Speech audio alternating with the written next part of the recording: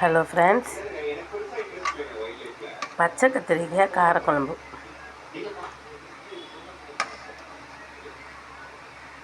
கத்திரிக்காய் இப்படி கொத்து கொத்தாக உப்பு தண்ணியில் அரிஞ்சு போட்டுட்டு தக்காளி வெங்காயம் வதக்கிக்கணும். வெந்தயம் போட்டு தக்காளி வெங்காயம் வதக்கிட்டு தேங்காய் தக்காளி வெங்காயம் கொஞ்சம் ஒரு 2-3 பூண்டு வச்சு நல்லா அரைச்சிட்டு தாளித்து விட்டுட்டு அதுலேயும் 2-3 வெண்டைக்காயும் போட்டிருக்கேன். சீரகம் வெந்தயம் கடுகு நல்லா வறுத்து பவுட்ரு பண்ணி லாஸ்ட்டாக போட்டேன்.